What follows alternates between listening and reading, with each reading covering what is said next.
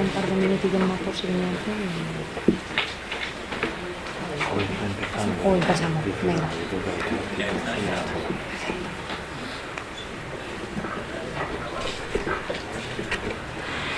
Bueno, en principio, buenas tardes.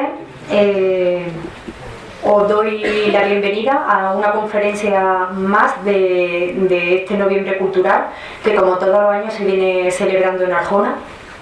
Este año la temática, como podéis observar en el programa de mano, la temática más importante que creemos que tenemos que celebrar este año es el 1812, ¿no? En 1812 se constituyen las Cortes de Cádiz y se redacta la primera Constitución aquí en España. Hemos decidido destacar este tema para recogerlo como tema principal del Noviembre Cultural, ya que un arjonero fue diputado en esas Cortes de Cádiz, ¿no? Entonces creemos que es una obligación cultural y moral, ¿no?, que su pueblo pues le rinda un pequeño homenaje, ¿no?, con todas las actividades que conforman este programa del Noviembre Cultural. Si podéis observar y cogéis el programilla de mano, todas las actividades, bueno, algunas puntualmente no, porque es difícil tematizar todos los actos en 1812,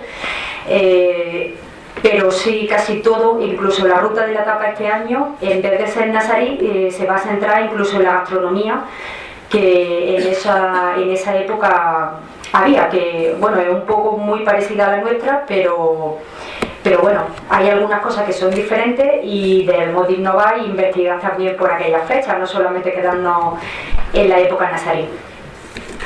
Bueno, pues esta noche estamos aquí. Os presento a don Francisco Juan Martínez Rojas, deán de la Catedral de Jaén, que viene a hablarnos sobre la influencia de la Iglesia y los valores cristianos en la Constitución de 1812. Yo creo que es un tema muy interesante y bueno, la religión en todos los aspectos de nuestra vida cotidiana está presente, ¿no? Y en todos los ámbitos, tanto cultural y bueno, social, ¿no? Y yo creo que es importante llevar este repaso de 1812, como no, también tocando los valores y las cosas que inculcó la Iglesia, ¿no?, dentro de esta Constitución. Pues yo nada más, ¿no?, voy a darle paso a don Miguel, a nuestro párroco, que va a ser una introducción y una presentación de don Juan Francisco. Bienvenido.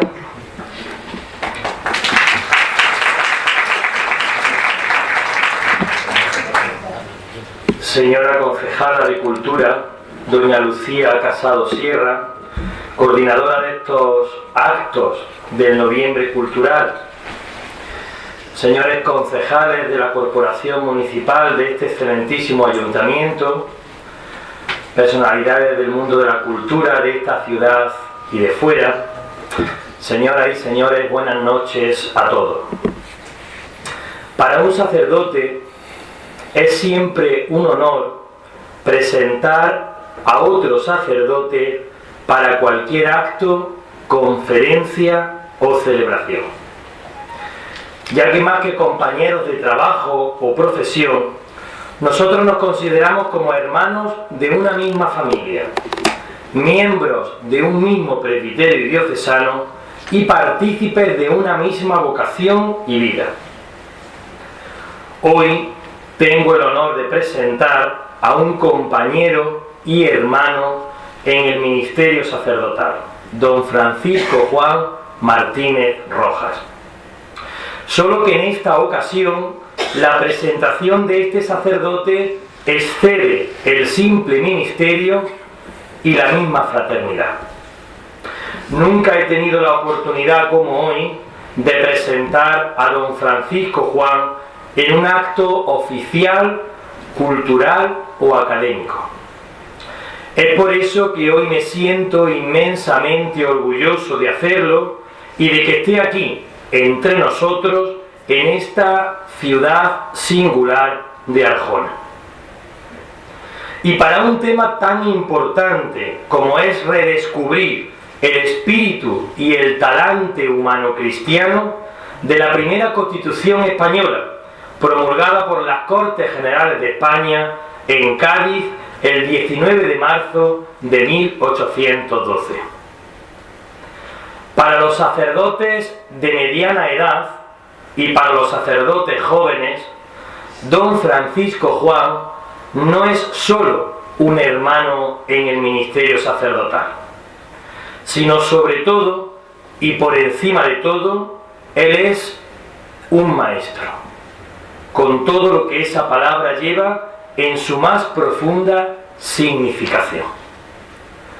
Don Francisco Juan ha educado con profunda sabiduría a muchas generaciones de sacerdotes en la materia de historia de la Iglesia y en patrística, asignaturas y materias fundamentales en la formación teológico-espiritual de un sacerdote.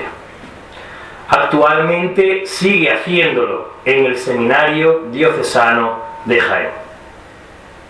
Por tanto, para cualquier sacerdote de esta diócesis de Jaén y para otras muchas diócesis de España, don Francisco Juan es un maestro en la teología, en la historia civil y eclesiástica, en el patrimonio cultural y religioso y en la archivística. Don Francisco Juan Martínez Rojas nace el 26 de mayo de 1961 y es natural de Vilches. Ordenado sacerdote el 15 de septiembre de 1985, festividad de la Santísima Virgen de los Dolores y fecha muy importante para esta ciudad de Arjona. Por tanto, él lleva 27 años de sacerdote y desde los años 90 al 91 al 95 entregó su ministerio sacerdotal en nuestras vecinas localidades de Villalompardo y Escañuela. Por tanto, conoce muy bien nuestro arciprestazgo de Arjona y también esta ciudad de Arjona. Este es ahora un pequeño esbozo por encima de lo que es su currículum vitae. Don Francisco Juan Martínez Rojas es licenciado en Teología y doctor en Historia de la Iglesia por la Pontificia Universidad Gregoriana, con la tesis La Reforma Eclesiástica en el Jaén del 16, pontificado de don Francisco Sarmiento de Mendoza, 1580-1595, calificada por el Tribunal con summa cum laude. Es diplomado en Archivística por la Escuela Vaticana Diplomática y de Archivística. Es diplomado en Arqueología Cristiana por el Pontificio Instituto de Arqueología Cristiana en Roma. Es canónigo archivero diocesano de la Catedral de Jaén desde el 28 de junio del 2002. Actualmente es el delegado episcopal para la pastoral universitaria y diálogo fe-cultura. Es también delegado episcopal de Patrimonio y Relaciones Culturales desde enero del 2006. Es premio Cronista Cazabán de Investigación Histórica en el año 2002. Es consejero de número del Instituto de Estudios Jiennenses del 10 de abril del 2003. Es miembro del Grupo de Investigación de Humanismo Jiennense 1669 de la Universidad de Jaén. Es secretario de la Asociación de Archiveros de la Iglesia en España para la defensa y conservación de su patrimonio documental. Es actualmente el deán presidente del excelentísimo Cabildo Catedralicio de Jaén. Es académico correspondiente de la Real Academia de Bellas Artes y Ciencias Históricas de Toledo. Es y fue reconocido como Medalla de Oro de Andalucía el 15 de febrero del 2011, del pasado año, especialmente por su ingente labor con respecto a la Catedral de Jaén, a su patrimonio, a su conservación y a la lucha para que sea patrimonio de la humanidad. Es miembro de la Cofradía Internacional de Investigadores de Toledo. Es medalla al mérito de la Real Academia de Bellas Artes de Nuestra Señora de la Angustia de Granada. Es académico de número de la Real Academia de Bellas Artes de Nuestra Señora de la Angustia de Granada. Estos serían algunos de sus títulos más importantes, y tiene también algunos libros publicados como incunables e impresos latinos en la Biblioteca de Jaén del Instituto de Estudios Jiennenses de 1994, los primeros proyectos de fundación del Seminario Conciliar del 97, la aproximación a la historia de la Iglesia de Jaén en 1999, la historia de la diócesis de Jaén, el volumen número 8 de la colección Historia de la Diócesis Española en el 2003. Tiene también un libro dedicado al episcopado de don Francisco Sarmiento de Mendoza, 1580-1595, además de varios artículos publicados. Actualmente es el profesor titular de Historia de la Iglesia y Patrología en los seminarios diocesanos de Jaén y de Granada. Pues con este pequeño esbozo muy por encima de lo que es la vida, la docencia de don Francisco Juan Martínez Rojas, pasemos a escuchar la ponencia de don Francisco, agradeciendo de antemano su participación en este noviembre cultural tan emblemático para esta ciudad de Arjona.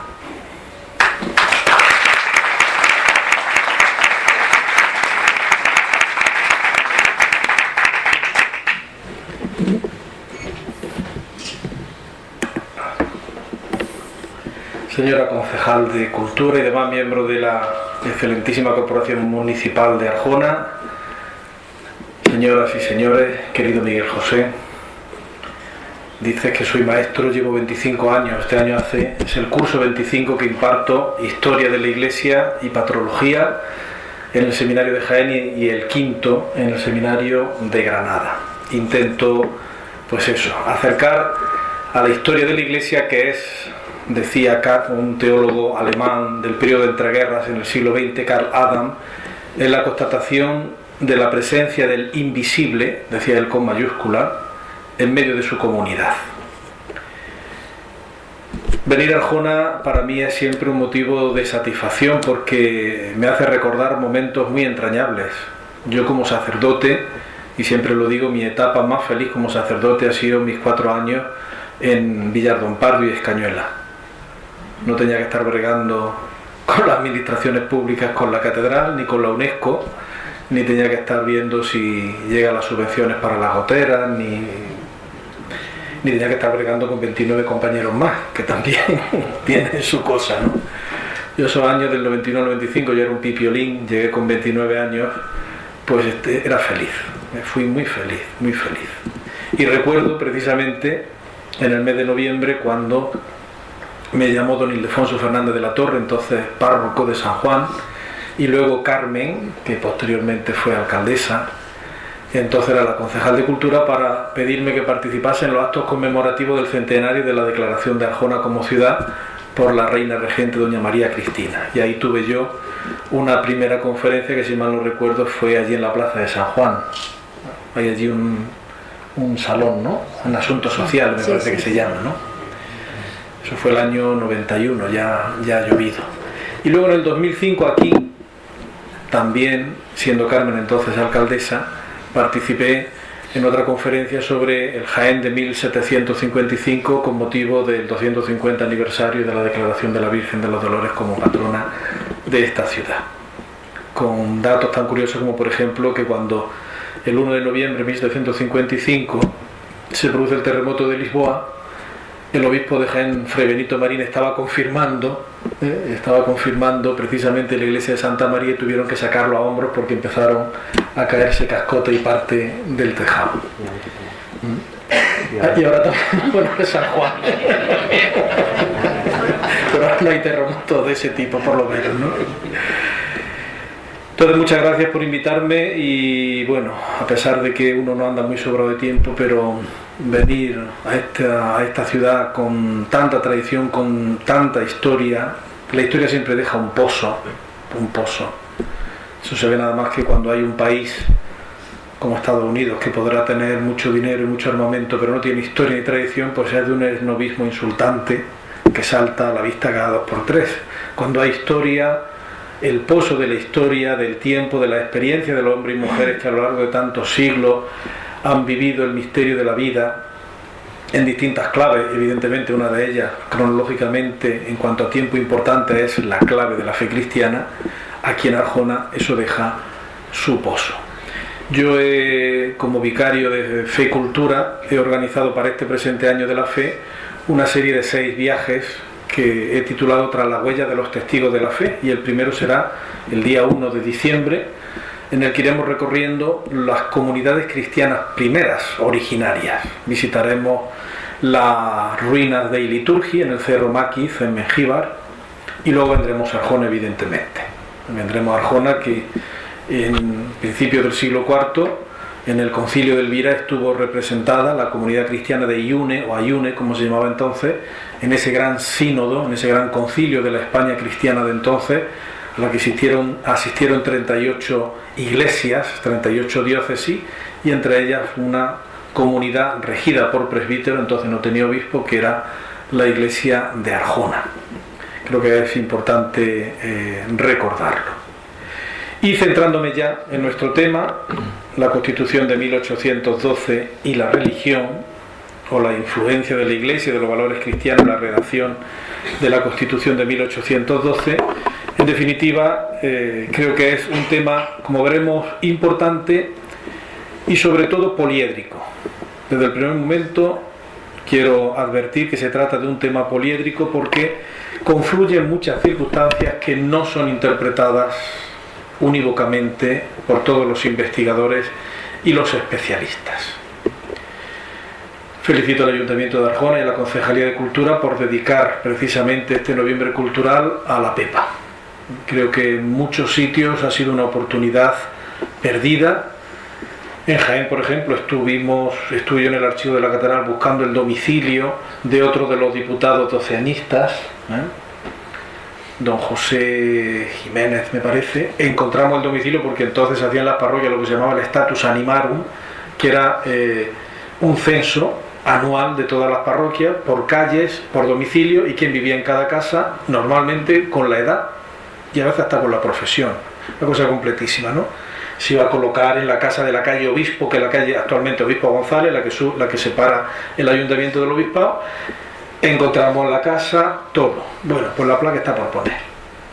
Y llegará final de año, se terminará el centenario y no se habrá rendido el justo homenaje a este diputado doceañista. Me agrada que si en Jaén no se hace eso, aquí se le rinda un homenaje, y como he visto, me ha llenado de satisfacción ver cómo Manolo Cardeña, pues dentro de una semana, ilustrará precisamente sobre otro diputado doceañista arjonero, don Francisco González Peinado. Otro, don Tomás Tauste, que era el único sacerdote de los 7 u 8 diputados que participaron directamente en la Constitución, de aquí proveniente del antiguo reino de Jaén, pues que era natural de Nava de San Juan y era párroco de Nava de San Juan, pues todavía está esperando una calle también allí. Entonces felicito cordialmente porque creo que es un acontecimiento muy importante, un acontecimiento que pudo catapultar a España a un lugar en el que posteriormente las vicisitudes políticas y sobre todo, como yo decía en plan de ironía, don Miguel sabe que yo suelo ser bastante irónico explicando en clase, ¿no? Ese castigo de Dios que se llamó Fernando VII, pues impidió. No fue un rey, fue un castigo del cielo que no vino, no se sabe por qué pecado que había cometido la nación española, ¿verdad? El rey más absolutamente nefasto, inane y nocivo que ha habido en la historia de España.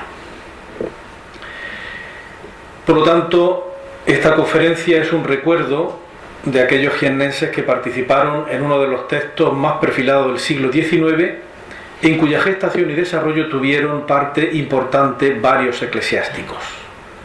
En ese texto se repitió en varias ocasiones la referencia a la religión, y de ahí un poco ese sesgo o esa presencia que yo quiero, sobre todo veréis cómo He dividido en 4 partes fundamentales la conferencia: el texto de 1812 y la religión, un análisis pormenorizado del artículo 12, que es el que declara la confesionalidad del Estado. Luego hablaré de liberales y realistas, como hay de los 3 partidos fundamentales que había en las Cortes, 2 son los que terminan siendo la bipolaridad política. Ya se ve que entonces estaba en boga. Yo me centraré en el punto de vista eclesiástico: los tradicionalistas, realistas, defensores del absolutismo político, frente a los liberales, sobre todo centrándonos en Jaén en 2 figuras emblemáticas, y luego una breve conclusión. Y empiezo pues con el texto de 1812 y la religión. Tenemos que partir de un contexto general, que es el tránsito del antiguo régimen a la edad contemporánea, es decir, el final del llamado antiguo régimen, que nacido pues prácticamente con el nacimiento del espíritu laico que se emancipaba de la tutela de la hierocracia, de la teocracia pontificia a principios del siglo XIV, había configurado un régimen político que conocemos habitualmente como absolutismo. El absolutismo, o luego ya su versión dieciochesca del despotismo ilustrado, va llegando a su fin a partir sobre todo de la fecha que se suele colocar como inicio de la edad contemporánea, 1789, el arranque de la Revolución Francesa. La caída del antiguo régimen y el nacimiento de un nuevo Estado y de una nueva Estado y una nueva sociedad, evidentemente, supuso fuertes conmociones también en los temas religiosos. Los que pretendían superar el antiguo régimen, los que podíamos denominar o englobar en la denominación común de liberales, estaban a favor del racionalismo frente al dogmatismo y de la secularización frente a una amalgama en la que todo se mezclaba, pero especialmente lo político y lo religioso, algo muy propio del régimen absolutista. En el terreno de la relación a Iglesia-Estado, las posturas estaban abiertamente enfrentadas. Para los conservadores defensores de las ideas tradicionales y de la monarquía absoluta, la religión católica constituía el principal elemento de identidad de los españoles y el auténtico cimiento de la sociedad española. Eso no era exclusivo de España. Eso es un proceso que nace a partir de las guerras de religión y que configura también la mentalidad del Estado absoluto. Una religión, un rey, una nación. Es lo que se llama ese proceso en la historiografía centroeuropea más dividida confesionalmente entre católicos, luteranos y calvinistas, se llama confesionalización. ¿Cómo me distingo en ese mosaico que era el imperio alemán, sobre todo, de estados? ¿Cómo me distingo frente al estado vecino? Por la religión, fundamentalmente. Y entonces se convierte la religión en un proceso de significación política. Y ese proceso en historiografía se le llama confesionalización. Evidentemente, como veremos, la confesionalización significa el que haya una religión oficial y se incluyan las demás.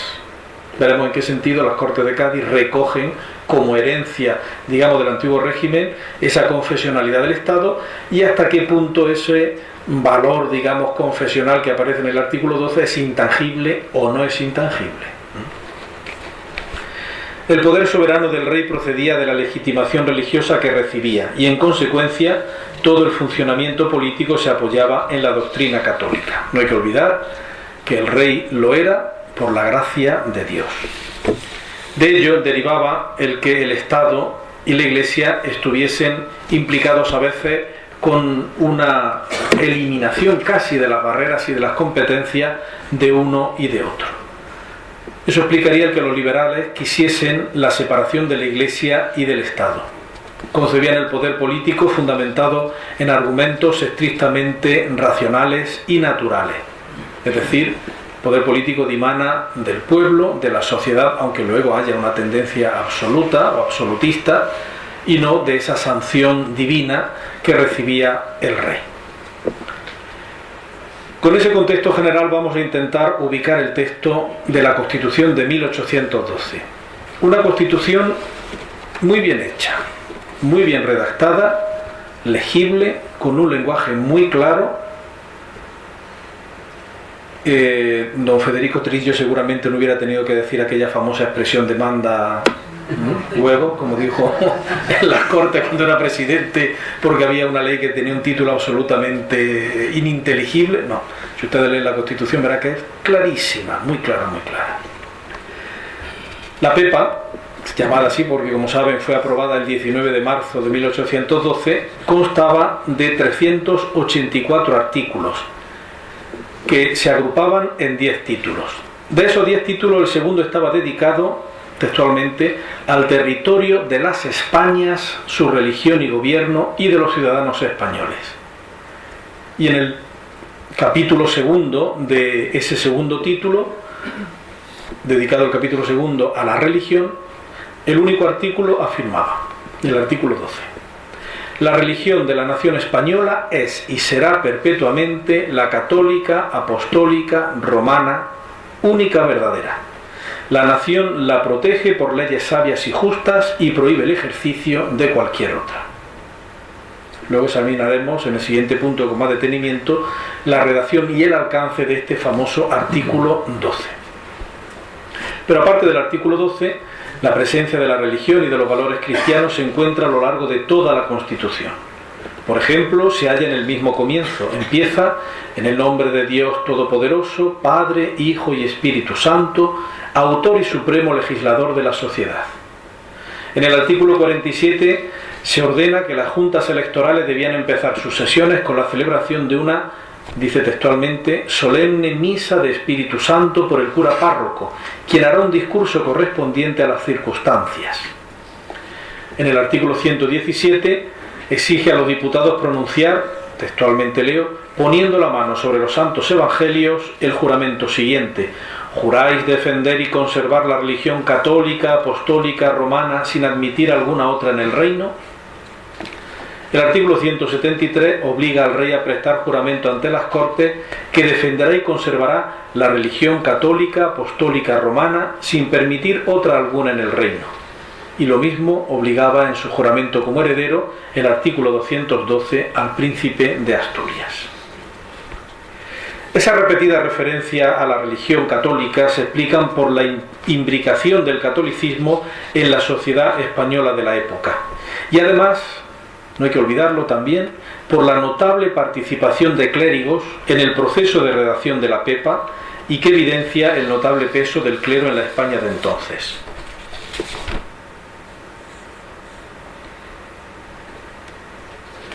El clero, ese numeroso grupo que ahora veremos estadísticamente ya con cifra exacta, estaba capitaneado por don Luis de Borbón y Vallábriga, que era el cardenal arzobispo de Toledo y tuvo la desgracia de ser el tío de Fernando VII.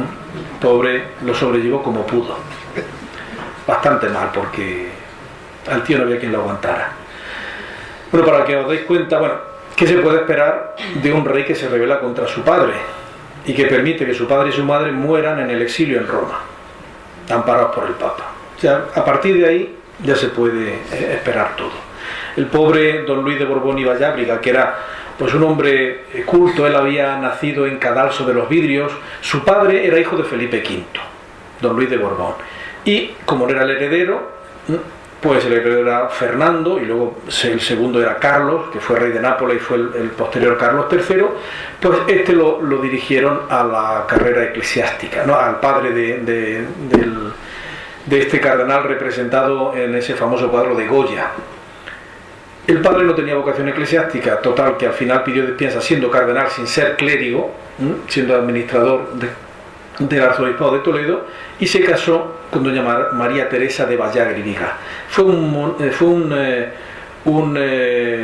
que se llamaba entonces matrimonio morganático, porque ella, digamos que no era noble, y él era un infante de España. Y como Felipe V eso no lo admitió nunca, ni lo tragó, o Felipe V, Isabel de Farnesio, no se sabe quién, entonces como que lo desterraron a un pueblo de Madrid, a Cadalso de los Vidrios, primero a Arenas de San Pedro en Ávila y luego a Cadalso de los Vidrios, y allí don Luis de Borbón, el padre del cardenal, creó una pequeña corte donde se entretenía en tener, por ejemplo, de músico de cámara a Luigi Boccherini, el famoso músico italiano, solista de violonchelo y magnífico compositor. Y en esa corte, digamos, donde había pues un nivel cultural bastante aceptable, una corte muy doméstica, nació y se crió don Luis de Borbón y Vallábriga, que con el tiempo pues se ordenó obispo. Fue de 1800 a 1823 en que murió, fue cardenal arzobispo de Toledo. Pero la participación de don Luis de Borbón en las Cortes de Cádiz, lo vemos aquí representado en este cuadro de Casado de la Lisal, que está en el Senado sosteniendo la Constitución, mientras los diputados la juran, veis con sus ornamentos pontificales, su mitra, sentado, le asoma la sotana de cardenal debajo del alba de puntillas. Pues eso hizo que el tío no le perdonase nunca su participación, y cuando volvió en 1814 y declaró abolida la Constitución de 1812, en esa década ominosa, estuvo desterrado en Toledo, en su sede episcopal. O sea, él era el obispo de su tío, porque entonces Madrid no era diócesis independiente, pertenecía a Toledo, pero no podía ir a Madrid, se quedó allí en Toledo. Y actualmente estáis, si visitáis la Catedral de Toledo, cuando se entra en la sacristía, donde está el expolio del Greco y esa colección de cuadros magnífica, pues a mano izquierda está la tumba orante del pobre don Luis de Borbón. Fijaos, ahí hay una estadística más o menos aproximada de la participación por colectivos. La última columna, que es la amarilla, la inferior, muestra más de 90 clérigos. Los más cercanos son los abogados, 56. Melchor Fernández Almagro hizo el recuento. De los 308 diputados presentes en las Cortes gaditanas, los eclesiásticos fluctuaron alrededor de 90. En los momentos de máxima participación llegaron a ser 97 diputados. Después seguían, como veis, los abogados, 56, 55 funcionarios públicos, 37 militares, catedráticos 16, etcétera, etcétera, ¿no? Como veis, hay una proporción bastante notable de eclesiásticos. Pero, ¿hay homogeneidad en esos eclesiásticos? No. No hay homogeneidad, lo mismo que no había homogeneidad en el resto de diputados, puesto que había tres, podríamos decir, tendencias. Estaban los realistas, que eran los defensores de una monarquía absoluta y de la continuidad del antiguo régimen, que veían todo lo que venía de Francia con bastante sospecha, entre otras cosas, pues claro, de Francia no solamente venía la idea de la enciclopedia y de la ilustración, venían los franceses matando y saqueando. Yo me hace mucha gracia cuando a veces se oye decir las tropas napoleónicas expandieron por Europa los ideales de la Revolución Francesa, a golpe de cañonazo, de saqueo y de asesinato. Vaya una manera de expandir y difundir la libertad, la liberté, l'égalité y la fraternité. Pero bueno, así es la historia. Estaban los realistas. Un grupo minoritario, como siempre ocurre en la historia de España, eran los llamados jovellanistas, que eran los, podríamos decir, progresistas moderados, los que eran conscientes de que era preferible ir no tan a prisa, sino con más moderación, pero ir introduciendo progresivamente toda una serie de reformas en la maquinaria del Estado para que fuese a la vez modelando una nueva sociedad. Jovellanos, uno de los grandes personajes, víctimas precisamente de su propio país, incomprendido por unos porque no era demasiado lanzado, y castigado y encarcelado por, digamos, los absolutistas, como estuvo en el castillo de Belver en Mallorca, y un profundo creyente, a pesar de que muchos eclesiásticos entonces no se lo creyesen. Y finalmente estaban ya, digamos, los liberales más abiertos a la idea de Francia, los que luego algunos van a ser incluso afrancesados. El caso de José II Moreno, canónigo de la Catedral de Jaén, y luego haré referencia a él, y vicario general y diputado a Cortes, que estuvo en las Cortes de Cádiz, estuvo hasta 1813, pero luego fue el que facilitó a los franceses que pernoctasen los altos militares en el Palacio Episcopal. El obispo se había ido a Valdepeñas de Jaén, no quería saber nada con los franceses, y luego tuvo que huir con los franceses y murió desterrado en 1827, murió desterrado en Burdeos, sin posibilidad de volver, porque Fernando VII, a pesar de las peticiones de que se levantase el destierro, nunca lo autorizó a volver. Y tenemos en el archivo de la catedral un expediente, así un tochazo de correspondencia muy gracioso, porque claro, el cabildo le dice que renuncia a la canonjía, porque él seguía recibiendo el sueldo de canónigo, pero no ejercitaba las funciones que tenía que ejercitar en la catedral. como canónigo doctoral, era especialista en Derecho. Estaba exiliado en Burdeos, ¿no? Y él decía que no renunciaba y se murió sin renunciar a la canonjía. Verdaderamente un drama tremendo el de muchos de estos afrancesados que con buena intención, a veces incluso con debilidad ante el invasor, pues creyeron que lo mejor era colaborar con un gobierno que en cierto modo se presentaba como la plasmación de los principios de renovación que en el 18 en Francia, con la Ilustración, se habían ido creando. Dice Ramón Solís en su obra El Cádiz de las Cortes: ante estas cifras, que representan el 30% de la totalidad de los diputados, es decir, los clérigos, no puede decirse, como tantas veces se ha afirmado, que el Congreso gaditano sea anticlerical y enemigo de la Iglesia, tanto menos cuando surge del mismo clero el afán renovador en materia religiosa. Si viéramos también la procedencia geográfica, veríamos cómo hay una notable participación andaluza, 12 diputados de Andalucía, frente a 15 de Galicia o 11 de lo que es actualmente Castilla-La Mancha, o 7 Castilla-La Vieja, que tenía un peso importante por tradición histórica en la monarquía española. Por lo tanto, ahí pues es una presencia andaluza, de los reinos, lo que entonces eran reinos de Sevilla, Córdoba, Granada y Jaén, bastante notable. Por eso, por esa presencia, ese tercio, ese 30% de clérigos, en las Cortes de Cádiz, en la elaboración del texto constitucional y luego en su primera aplicación, cortada brutalmente por Fernando VII en 1814, cuando vuelve. Yo siempre digo, cuando ya sabéis que a Fernando VII se llamaba el deseado, porque la gente decía que fue siempre el deseado. Primero deseaban que volviera del exilio de Francia, de Burdeos de Francia, y luego deseaban que se muriera, a ver si se moría, pero no se murió hasta 1834. Duró bastante, ¿no? Era el deseado, estaban deseando que se muriera. Por eso digo que con ese porcentaje tan notable no tiene nada de extraño que en la puesta en práctica de los principios liberales algunos clérigos tuviesen notable protagonismo. Por lo que respecta a Jaén, vamos a ilustrar con ejemplos de la tierra. Podemos citar al canónigo Francisco Castanedo, diputado a Cortes en 1810, 1813 y 14, y luego en el trienio liberal 1820-21. Podemos citar al ya mencionado Tomás Tauste, párroco de Navas de San Juan y diputado igualmente en 1810-1812, y a segundo Cayetano García, que fue el que tuvo el discurso conmemorativo del descubrimiento en 1813 de una placa conmemorativa de la Constitución de Cádiz en la Plaza de Santa María. La Plaza de Santa María pasó a llamarse Plaza de la Constitución. Hasta el 1814 vino de nuevo Fernando VII y volvió a ser Plaza de Santa María. El segundo de los citados, don Tomás de Tauste, trabajó en la redacción de la Constitución de 1812. Había nacido en Navas de San Juan el 5 de marzo de 1772. Fue elegido diputado por la provincia de Jaén, siendo presbítero, sacerdote y prior de San Juan de su villa natal. Elegido el 25 de enero de 1813 en el Ayuntamiento de Jaén, juró su cargo el 19 de marzo. Perteneció a una comisión, la eclesiástica, en la que entró a formar parte sustituyendo al diputado por Cataluña, Félix Aités. Y quizás la presencia de esos dos canónigos, de Francisco Castanedo y de segundo Cayetano García, explica el que en la biblioteca del Cabildo tengamos una edición príncipe de la Constitución de 1812, que guardamos como oro en paño.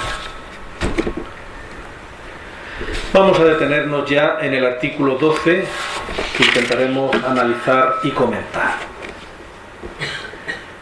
Don Emilio Laparra, que es catedrático de Historia Contemporánea en la Universidad de Alicante, está especializado en temas de historia de la Iglesia, de historia eclesiástica, publicó un libro al que tituló El primer liberalismo y la Iglesia, las Cortes de Cádiz. En él afirma que nadie en la España de principios del siglo XIX rebatía el catolicismo, sobre todo porque era sociológicamente un hecho innegable. Don Emilio Laparra advierte, no obstante, que la influencia de la Ilustración había agitado el debate en torno a la jerarquía eclesiástica. Se discutían los privilegios fiscales de la Iglesia, su cobro de determinados impuestos, los llamados diezmos, y el poder de los sacerdotes y su injerencia en asuntos políticos. En definitiva, no podemos olvidar que la Constitución de 1812 coincide desde el punto de vista religioso con el intento de muchos ilustrados, que en España se hizo evidente en el reinado de Carlos III y el principio de Carlos IV, de racionalizar la organización de la Iglesia y de poner fin al barroquismo y a la ostentación que desprestigiaban el auténtico sentimiento espiritual. Los ilustrados querían una espiritualidad, podríamos decir, no racionalista, sino razonable, racional, que sobre todo combatiese y eliminase las manifestaciones de fervor popular. Ahí se explica el 1786 Carlos III dio luz verde al llamado expediente general de reforma o extinción de cofradías. Eso no lo terminó porque llegó Carlos IV estaba más interesado en barnizar muebles mientras Godoy se la entendía con su señora, y entonces se paró. Pero eso hubiera supuesto la extinción del 70% de las cofradías existentes entonces en España, si se hubiera terminado ese expediente.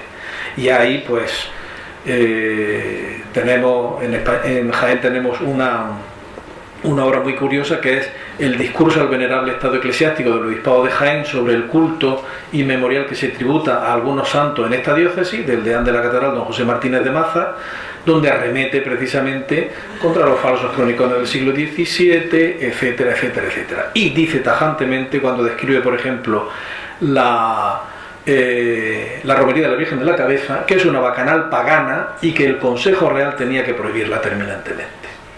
Es un poco el ideal de los ilustrados. Una espiritualidad centrada en la Eucaristía, por lo tanto, nada de reliquias, nada de expresiones sentimentales que no fuesen razonables, como por ejemplo se prohíbe los gigantones y la tarasca en la procesión del Corpus, 1786. Se prohíben los disciplinantes en las procesiones de Semana Santa. Ese es el contexto, digamos, general. Pero junto con eso existía también, pues, podríamos decir, un gusto sobre todo en Andalucía, por la expresión barroquizante de la piedad, que yo creo que eso es inevitable, porque somos barrocos. Yo por lo menos, uno entra en una iglesia romana y dice muy oscurita, muy bien, muy recogida y muy tal, pero ya está. Ahora ve un retablo barroco hermoso y eso es el éxtasis contenido, las cosas como son. Nosotros somos así. Y luego el problema es que la espiritualidad de los ilustrados era una espiritualidad, perdonad la expresión, de pijos, de chicos pijos, muy formados, muy leídos, muy a la francesa, pero eso no satisfacía, digamos, el temperamento natural pasional del pueblo andaluz, con lo cual pues estaba abocado al fracaso. Eran dos lenguajes completamente distintos,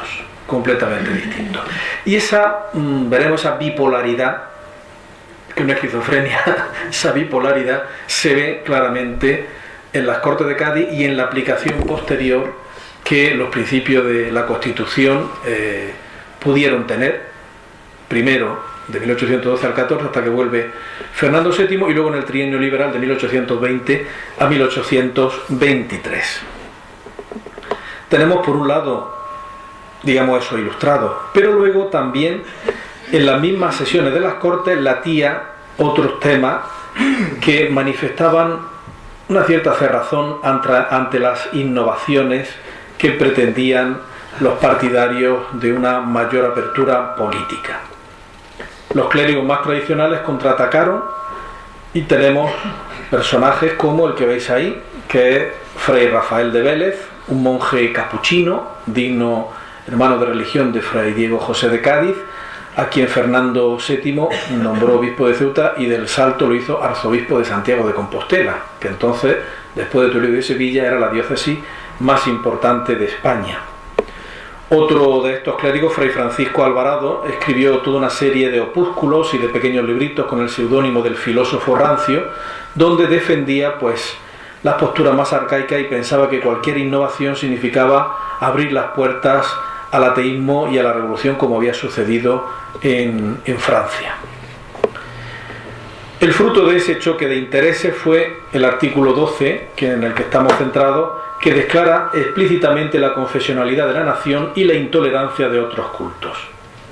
Pero la aparente concesión al antiguo régimen Dice que la religión de la nación española es y será siempre la católica, apostólica y romana.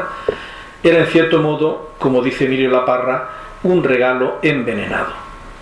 El artículo 12, que parece de por vida, es en realidad un artículo de muerte para la Iglesia, y así lo definió don Pedro Iguanzo, posterior arzobispo de Toledo, a quien ver representado ahí en el cuadro de la Galería Episcopal de la Catedral de Toledo.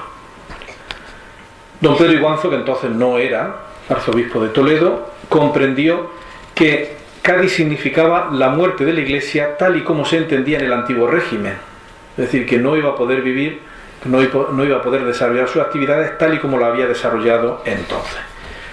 ¿Y cómo se explica el que Iguanzo dijese o pensase que ese era el final de la Iglesia? Por la coletilla que está metida en el artículo 12. Dice: la religión católica es y será siempre la oficial de la nación española.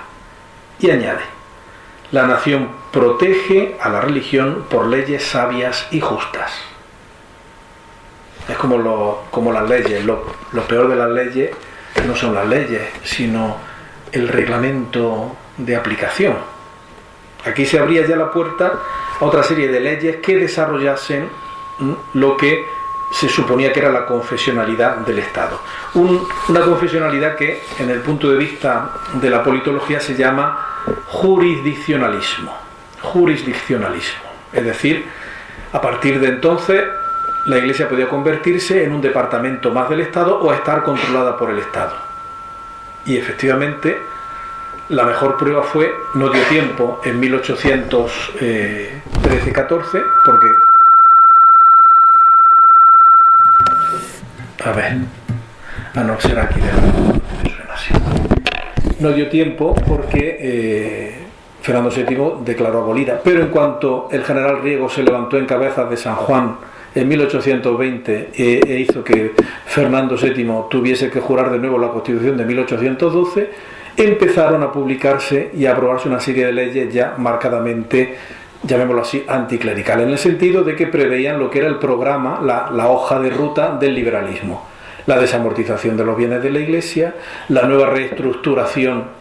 Bueno, por ejemplo, para que veáis la desamortización, en 1820 preveía la desaparición de todos los conventos masculinos en la diócesis de Jaén, y únicamente se mantendrían los femeninos que tuviesen algún beneficio social, como eran los monasterios que tenían aneja alguna escuela o aquellos que realizaban funciones hospitalarias. Es un corte drástico. La reorganización de toda la geografía eclesiástica según el principio francés de acomodación: una provincia, un departamento, una diócesis. La geografía aquí en el sur no era muy complicada, pero en el norte de España era terriblemente complicada, ¿no? Porque la diócesis de Oviedo tenía, por ejemplo, el enclave de Benavente. O sea, no había continuidad territorial en la diócesis, y eso, desde el punto de vista administrativo, era bastante complicado. A las Cortes de Cádiz no les dio tiempo de desarrollar una política práctica de liberalismo religioso, pero sí decretaron la supresión de la Inquisición en 1813, que era, digamos, uno de los puntos álgidos. Ahí vemos un grabado en el que se ve a un militar entregándole la Constitución a un fraile dominico, y en medio el escudo que veis con la rama de olivo, la cruz y la espada es precisamente el escudo de la Inquisición. Cuando se buscan explicaciones al artículo 12, siempre se remiten los historiadores al testimonio que dio don Agustín Argüelles, que fue uno de los diputados de las Cortes de Cádiz y precisamente compañero de trabajo de un posterior obispo de Jaén al que luego me referiré, don Andrés Esteban y Gómez.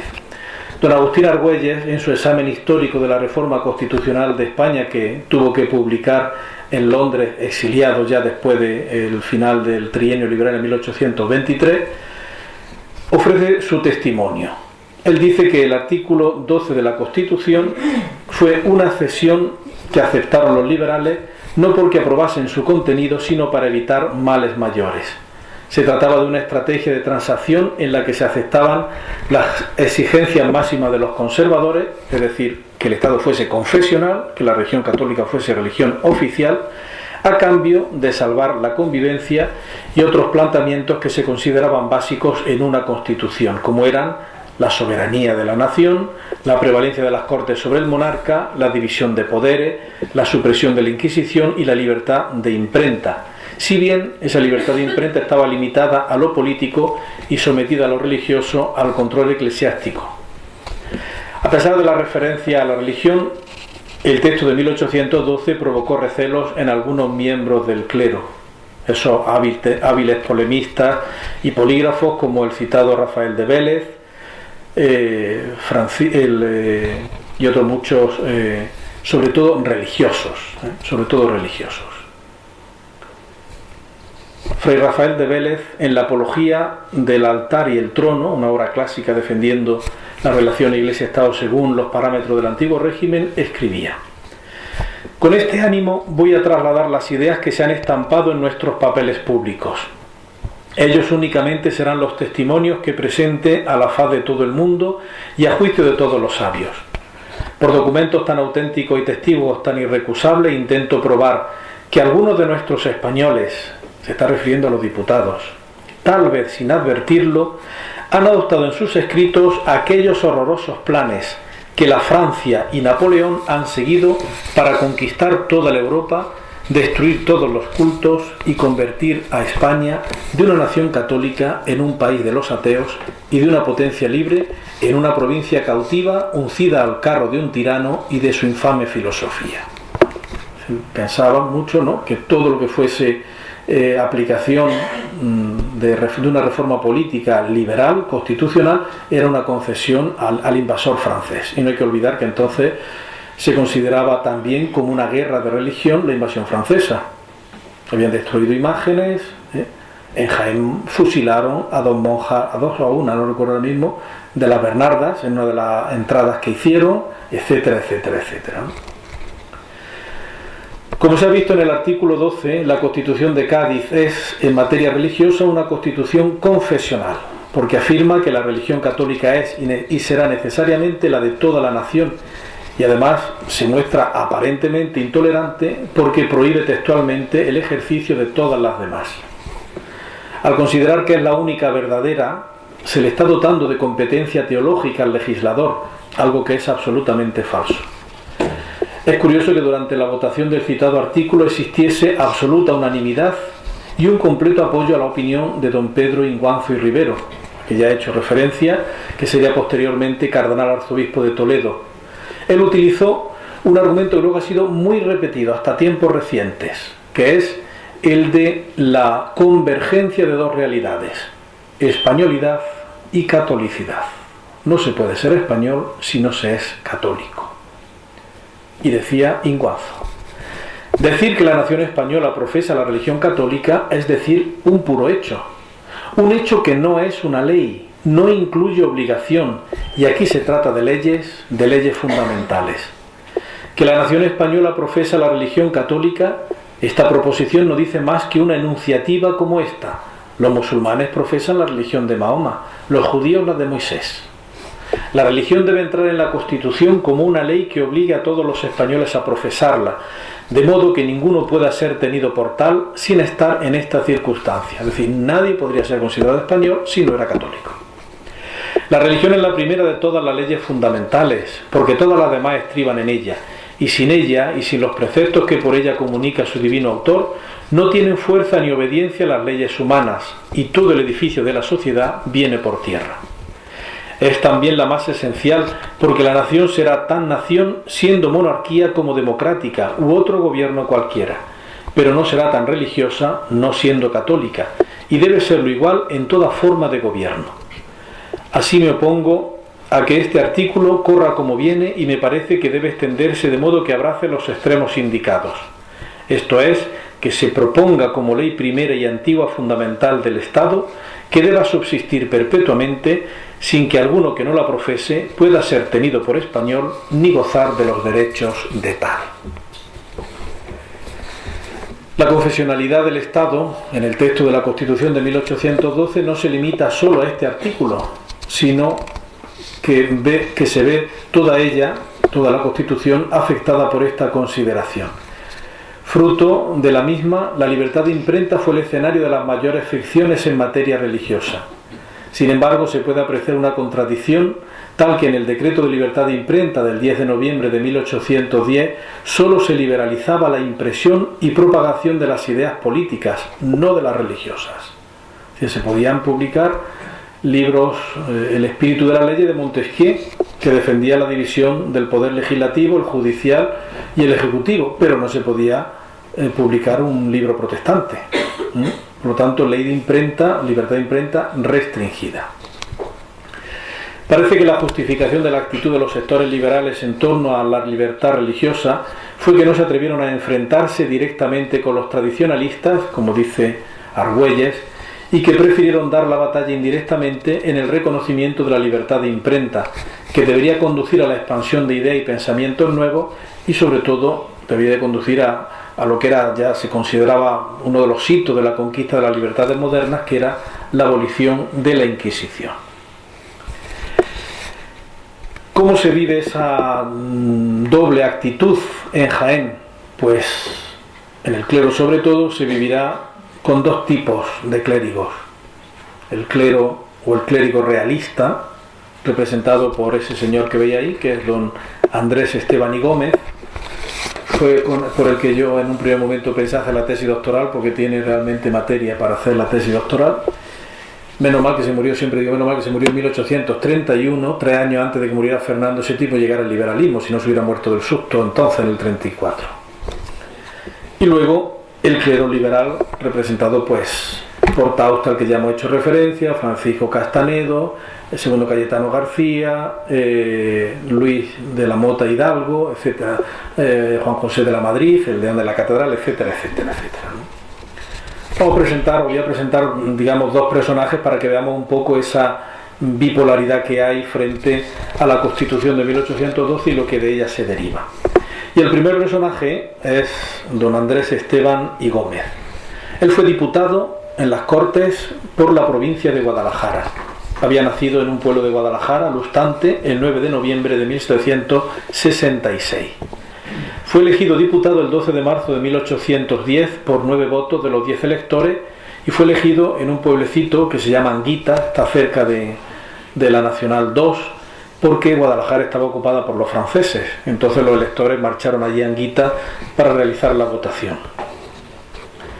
Esteban y Gómez calificó de inadmisible el proyecto del llamado arreglo de las provincias, de cuya comisión formó parte. En la crisis de la regencia de finales de 1810, apoyó la propuesta de García Quintana de residenciar a los regentes y ministros para que dieran cuenta ante las Cortes de sus gestiones.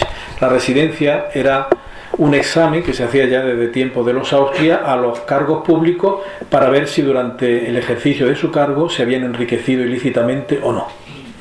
Por eso hablaba él que había que volver a establecer la residencia de los regentes y los ministros. También perteneció a la comisión encargada del examen de las operaciones de los 6 regentes durante su gobierno, compuesta por 6 diputados. Fue elegido vicepresidente de las Cortes,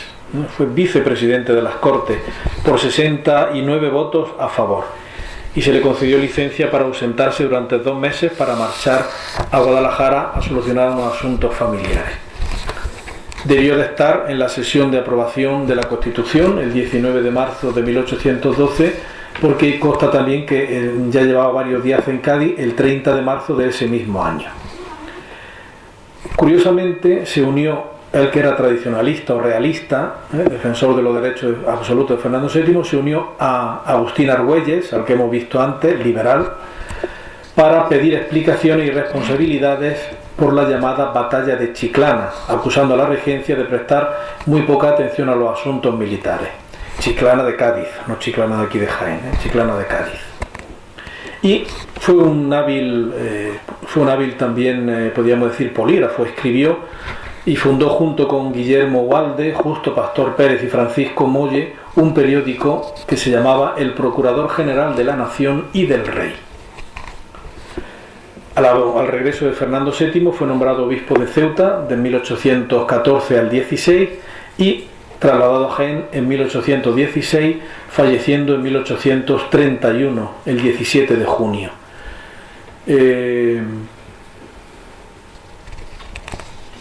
Fernando VII, antes, no recuerdo ahora mismo la fecha, yo creo que era 1828, quiso trasladarlo al arzobispado de Tarragona, pero él declinó la oferta.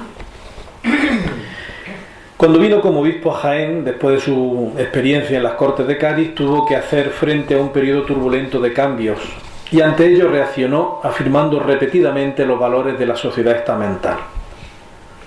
En la primera visita ad limina, en el primer informe que envió a Roma, dibujaba pues un panorama casi catastrófico.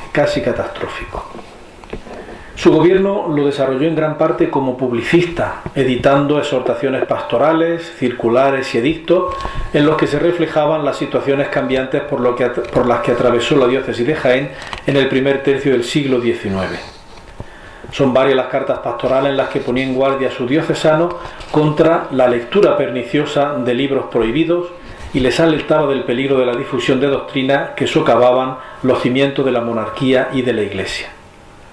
También a través de otros edictos comunicaba la publicación de documentos pontificios como la encíclica de Pío VII sobre las sociedades secretas, que el obispo imprimió con un comentario suyo, lo que le valió el elogio del nuncio del mismo pontífice.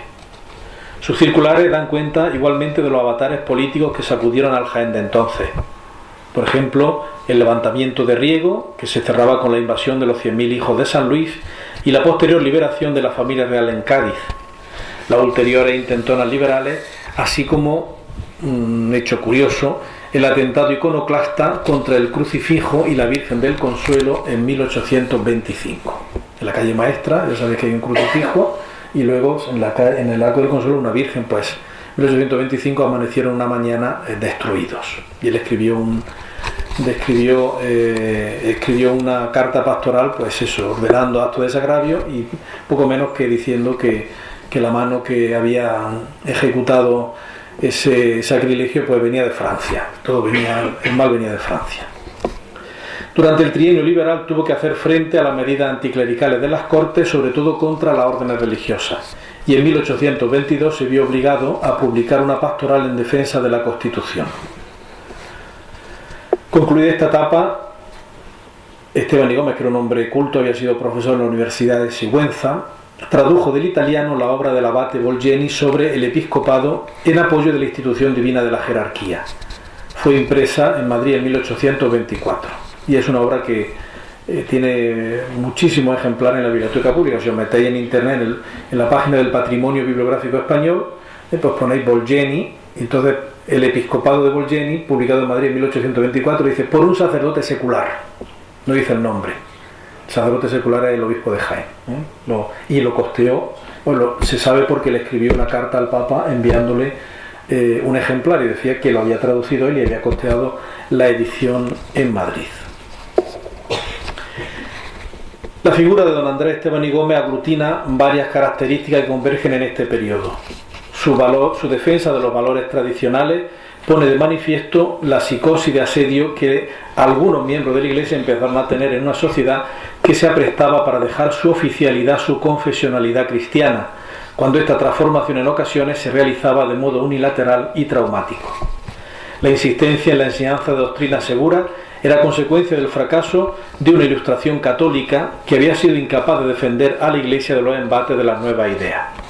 Y finalmente su devoción a San José, declarado protector de la Iglesia por Pío IX en 1870 tras perder los últimos vestigios de su soberanía temporal, es signo de una espiritualidad que buscaba un refugio seguro ante la valoración de la nueva sociedad como un mar proceloso y agitado en el que la barca de la Iglesia amenazaba con naufragar. Denostado por los liberales y a la vez sospechoso en ocasiones para el mismo Fernando VII, ¿quién no fue sospechoso para Fernando VII? Hasta sus padres.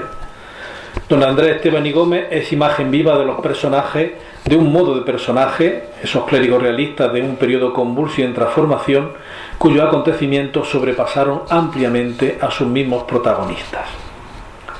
Como era devoto de San José, pues creó la parroquia de Torre Blasco Pedro y la puso bajo la advocación de San José. Entonces, este año han pedido, don Antonio Ugarte, se la hemos hecho, pidió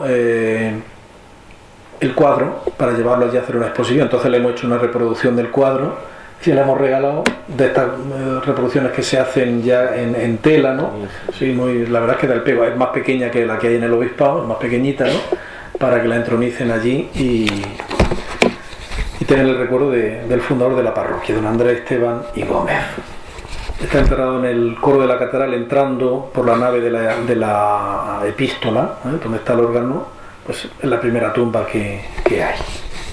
Junto con Esteban y Gómez, pues podríamos citar otros representantes de esta tendencia o de este talante, el de los ya mencionados Fray Rafael de Vélez, Fray Francisco de Alvarado, el cardenal Inguanzo o el cardenal obispo de Orense, don Pedro Quevedo y Quintano, también diputado a corte y que le debe, precisamente siendo obispo de Orense, una diócesis pequeña, el cardenalato, a los buenos oficios de Fernando VII, cuyos intereses absolutos defendió en las Cortes. Pero junto con este perfil de clérigos tenemos otros diputados que apostaban por la renovación de la sociedad y del Estado, por una aceptación, si no traumática, sí paulatina y renovadora, de los principios de la Constitución de 1812. Ya hemos hecho referencia a Tomás de Tauste, a Francisco Castañedo, a José Cayetano García, pero tenemos un clérigo muy, sobre todo porque tuvo más perdurabilidad en el tiempo, que es el sacerdote ubetense Luis de la Mota Hidalgo, nacido en 1782 y muerto en 1860. Fue alumno y profesor en la Universidad de Baeza, prior en varias parroquias, entre ellas la de Santo Domingo de Úbeda. Fue diputado a Cortes y diputado provincial, de los primeros diputados provinciales que hubo. Cuando el obispo Martínez Carlón murió en 1836, desterrado en Águilas por el gobierno liberal, la Junta de Gobierno y la Diputación Provincial presionaron al Cabildo favoreciendo a candidatos proclives a la nueva monarquía. El Cabildo tenía que elegir el gobernador eclesiástico cuando se moría un obispo. Y fueron elegidos el deán don Juan José de la Madrid y don Luis de la Mota Hidalgo. Y hecho referencia, quiero aquí hacer un hincapié curioso, que creo que es bastante desconocido. Don Luis de la Mota Hidalgo, he dicho, fue alumno y profesor en la Universidad de Baeza. Y es que en Jaén la formación del clero en la Universidad de Baeza fue uno de los principales canales de introducción de las nuevas ideas. A partir de mediados del siglo XVIII se empezó a detectar un notable cambio pedagógico en la Universidad de Baeza, ya que la enseñanza recibida allí, que tradicionalmente era una escolástica barroca muy vacía, se vio teñida del regalismo ilustrado y reformador propio del régimen político de los Borbones, sobre todo de los reinados de Carlos III y los primeros años de Carlos IV. Por ejemplo, a finales de esa centuria del siglo XVIII, en la Universidad de Baeza se impartían las clases de Derecho con las obras de Ceger Bernard van Spen, que era un canonista belga, flamenco, cuya obra estaba condenada por la Inquisición romana, y sin embargo en la Universidad de Baeza se enseñaba. O las instituciones Juris Canonici de Domenico Cavallario. Se explica, por ejemplo, que don Miguel José conoce, la cantidad de ediciones de estas obras que tenemos en la biblioteca del seminario. Tenemos muchas ediciones. En teología, el libro de texto eran las instituciones lugdunenses, es decir, un curso de derecho que se publicó, Lugdunum es Lyon en Francia, se publicó en Lyon. Eso explica, pues, como he dicho, que tengamos en la biblioteca del seminario muchos ejemplares, muchas ediciones de esta obra. También, por ejemplo, varios ejemplares del De Statu Ecclesiae de Justino Febronio, varios ejemplares del Sínodo de Pistoia, cuyas constituciones fueron condenadas por el Papa Pío VI con la bula Autorem Fidei en 1794. En definitiva, la esencia de esta obra estaba teñida de un exacerbado regalismo que menoscababa el papel del Papa en la vida interna de la Iglesia en favor de una mayor intervención del Estado, algo que van a propugnar los liberales en la aplicación del artículo 12 de la Constitución de Cádiz. Ante las acusaciones de inmovilismo, de tradicionalismo, de realismo, que desde determinados ambientes liberales se dirigieron contra el clero de Jaén en el trienio liberal, en 1820 una obra anónima llamada Reflexiones apologéticas en favor del clero español satirizado en varios papeles públicos, publicada en Madrid, salía en defensa de los clérigos liberales de Jaén, formado en la Universidad Baezana, con estas palabras: hable la ilustre y perseguida Universidad de Baeza y el clero del reino de Jaén, En el seno de la Universidad de Baeza, así como en la de Oxford en Inglaterra, casi nada. Baeza y Oxford, ¿eh? Aquí autoestima por todo lo alto. En el seno de la Universidad de Baeza, así como en la de Oxford en Inglaterra, se han educado los amigos de la libertad y los ilustrados apoyos en las inmunidades del pueblo.